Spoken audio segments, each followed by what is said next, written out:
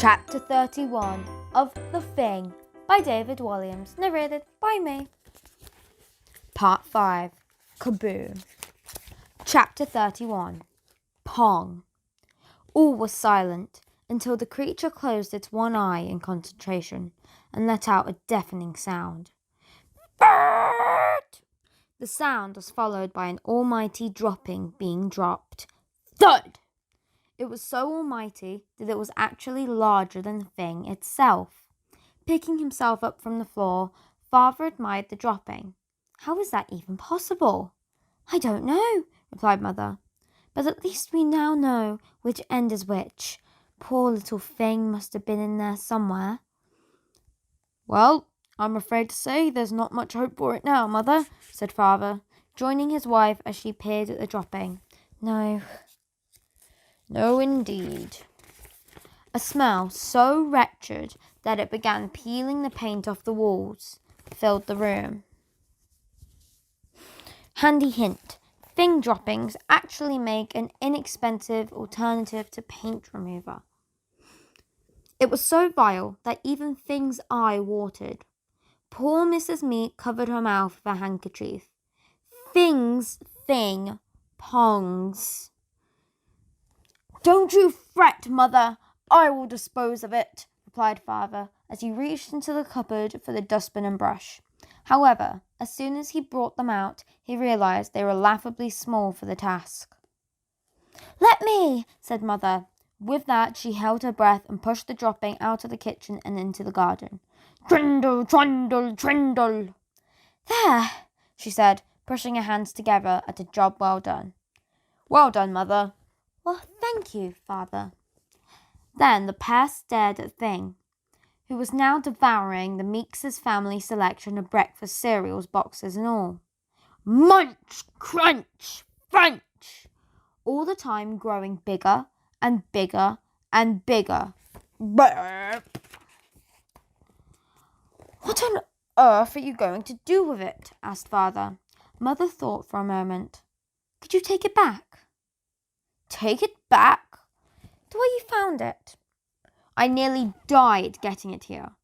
Well, I worry what might happen to Myrtle if Fing stays. If it did one of its droppings on her, she could be buried alive. The pair looked lost in thought for a moment. Only for a moment, though. They were too nice to entertain the notion any longer. Then Father had an idea. How about we lock it in the shed? Myrtle? No, Fing. Yes, of course, I knew that. I think that is a splendid idea, Father. Thank you kindly, Mother. Grrr! Growled Fing. Its one eye narrowed.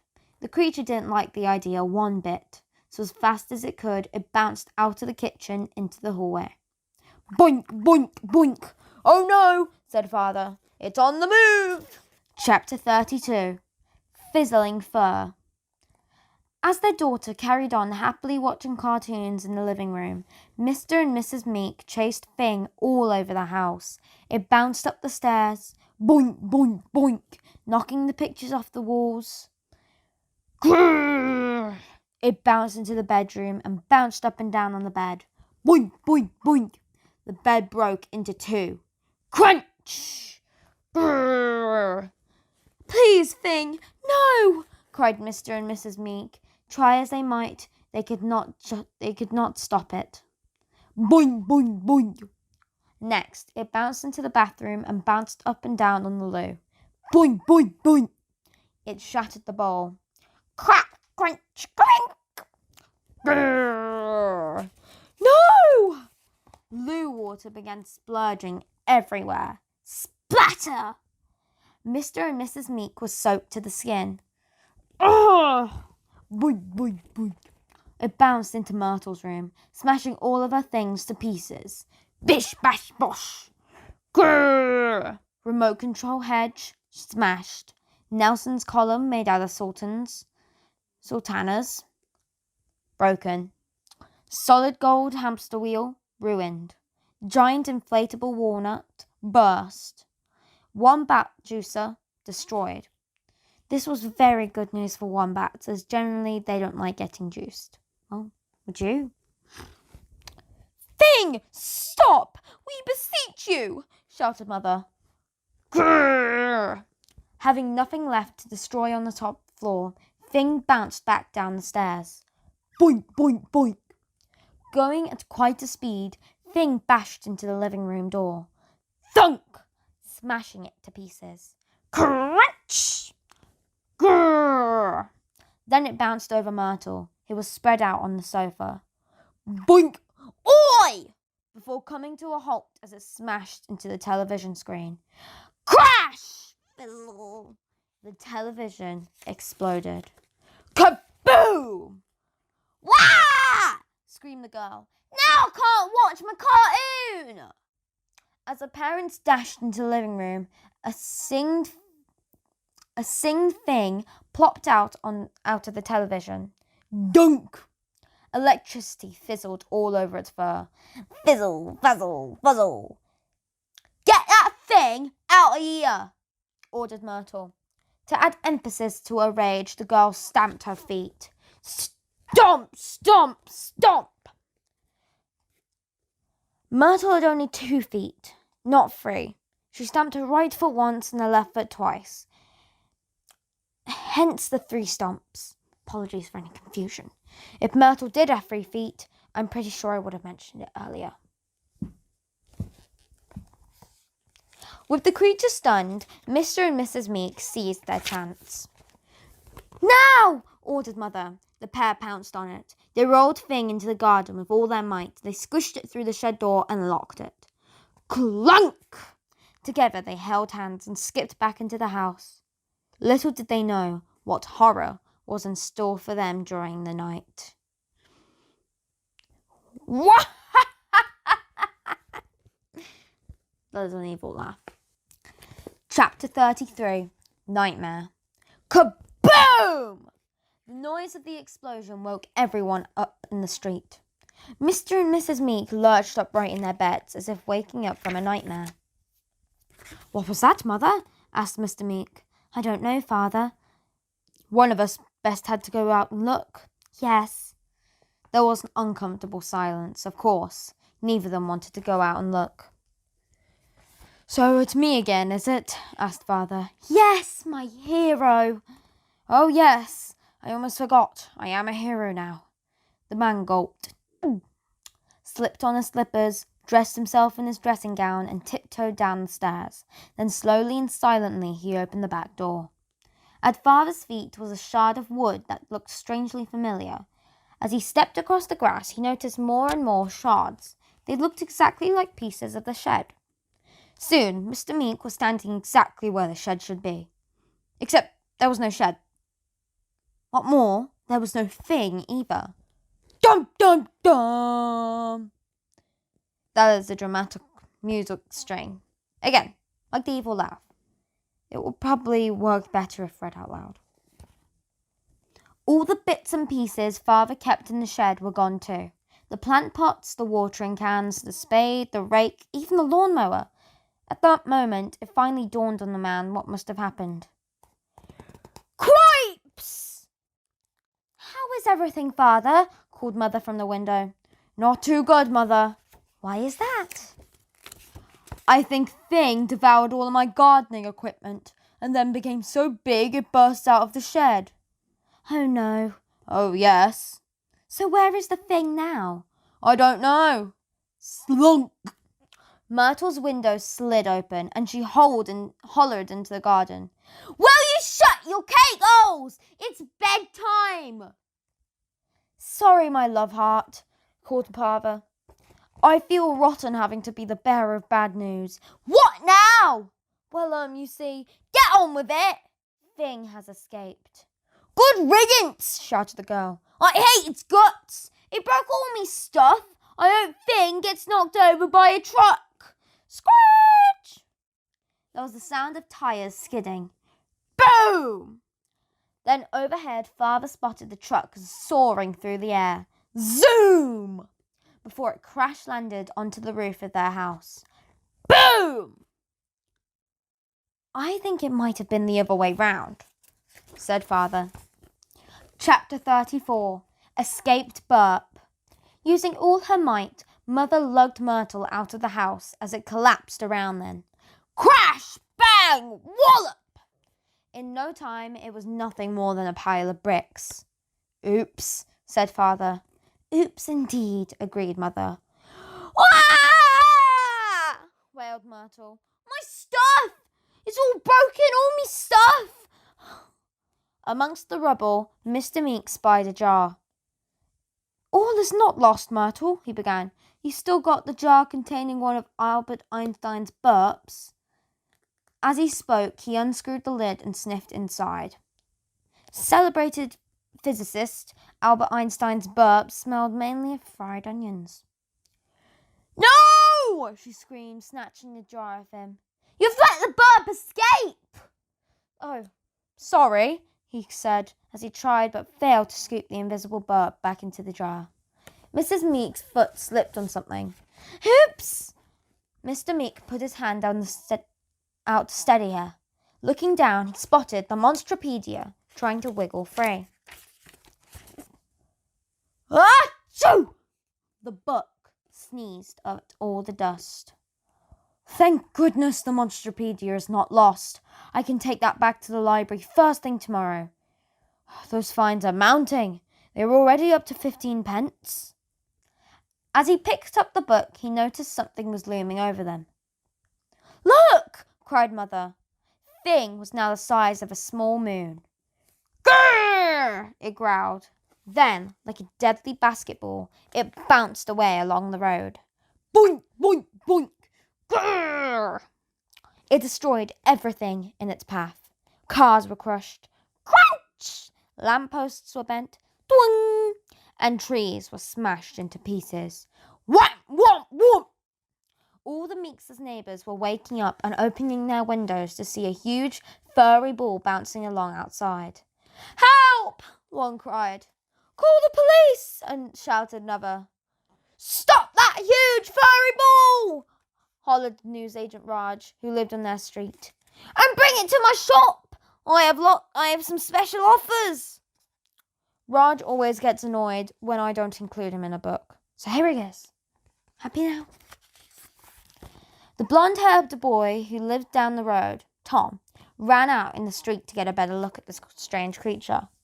Cool, he said. What wasn't so cool was that Fing was about to bounce down on top of him. Whoosh! Grrr! His golden retriever, Eden, ran into the road and dragged the boy out of the way just in time. Wallop! The Meek family clambered over the rubble that was their house, staring open-mouthed at the chaos and destruction. Boom! Smash! Shatter! I think it's best we don't mention that Fing is ours, said Mr. Meek. We have to do the right thing, urged Mother. For Myrtle, she really looks up to us. No, I don't, snapped the girl. Well, said Mother, we can't just let Fing destroy the whole town, the whole country, the whole world. We have to go after it. Oh no, replied Mr. Meek, before turning to what was left of the car. The windows were cracked, the bonnet crumpled, and one of the doors was hanging off. I'm going back to bed, announced Myrtle. You don't have one anymore, replied Mother. Oh, yeah. Mr. and Mrs. Meek deposited their daughter out to the back seat of their car and raced into the night. Chapter 35. Behind you. Father flicked on the windscreen wipers to wipe away some bricks, and the car sped off down the road in pursuit of Fing. Brum! Rattle! Debris hit the car as they followed in the creature's wake. A bicycle smashed through the windscreen. Ah, fresh air, remarked Mother, once again trying to put a positive sign on things. Faster, faster, faster! Screamed Myrtle from the back seat. More, more, more! I am nearly going 20 miles per hour, protested Father. I said faster, she yelled. To add emphasis, she whacked him on the side of the head with her slipper. Thwack! Ow! More, more, more! His foot stamped down on the accelerator, and the car dramatically sped up to 25 miles per hour. Vroom! It it actually overtook Fing. "Goodness me, where is it?" said Mother, poking her head out the window. Father checked the rear-view mirror. "It's behind us!" Doof! Fing bounced down on the roof with such force that the little car fell to pieces completely. Clank! Clank! Clink! Soon the three Meeks were skidding along the road on their car seats. Whizz! Father was still holding onto the steering wheel, even though now it was not attached to anything. "Mother, I think the car may need to go back into the garage," he remarked as one of the back wheels rolled past him. Trundle! As if all this wasn't humiliating enough for Father, Myrtle struck him on the other side of his head with her slipper. Thwack! "Stop the car!" she ordered. Mr. Meek put his foot down to press the brake. It wasn't there anymore. Instead, his foot hit the road. Ah! Because of the friction, his slipper burned off, and his poor foot began to glow like molten lava. At least it did slow him down, causing Myrtle to crash straight into the back of him. Wallop! Oof! Then they smashed into the back of their mother. Bash! Ouch! Soon the Meek family was lying in a crumpled heap on the road. "That wasn't too bad," said Mother. Myrtle, who was at the bottom of the pile, begged to differ. "You're squashing me, you great fat oafs!" Her parents rolled off her, and she looked up to the sky. "Oh no," she muttered, seeing Fing's eye, bugling with glee, a second away from crashing down upon her. Chapter 36. A ginormous boot up the bottom. Mr. and Mrs. Meek grabbed an arm each in a desperate attempt to pull their daughter to safety.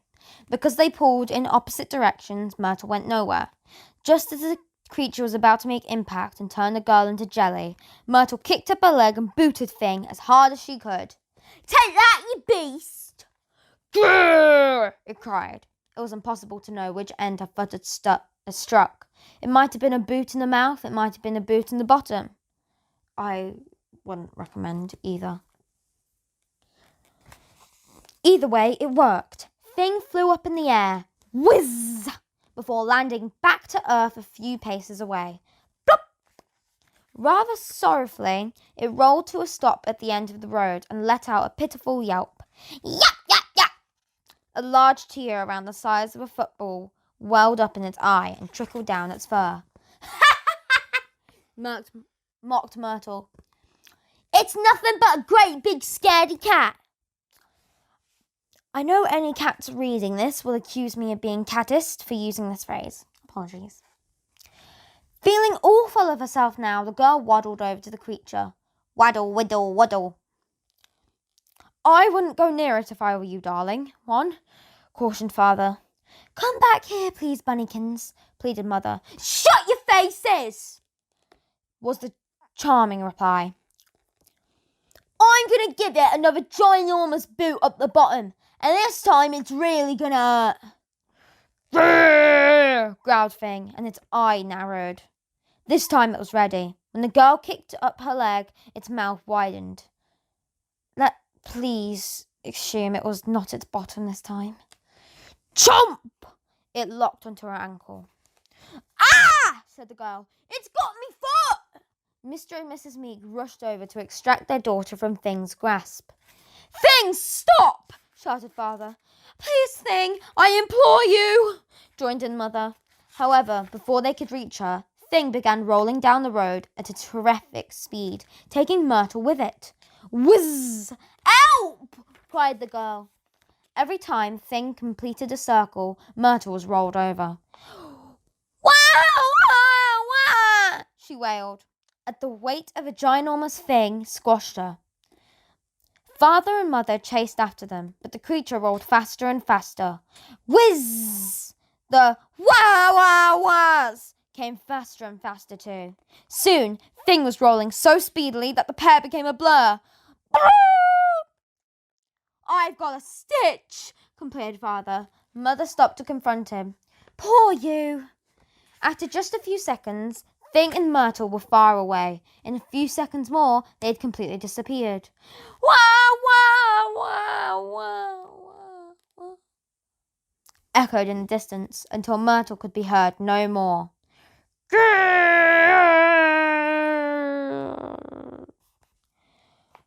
Goodbye, sweetest of sweet cheeks, called out Mother. Farewell, my angel sent from heaven, called out Father.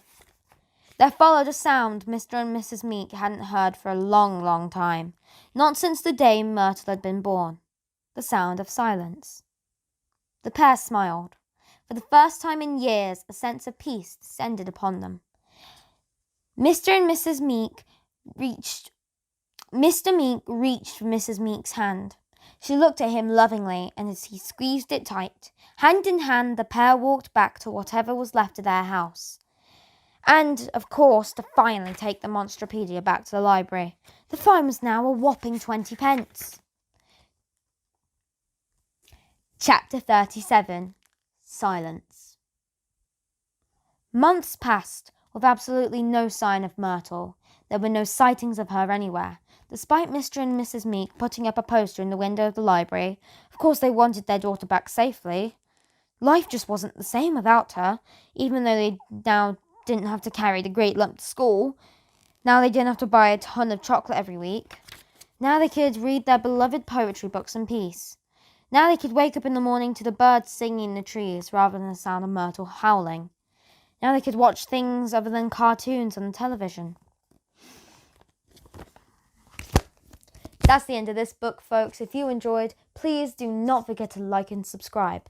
And comment down below what you thought about this book. See you guys in my next video. Bye-bye.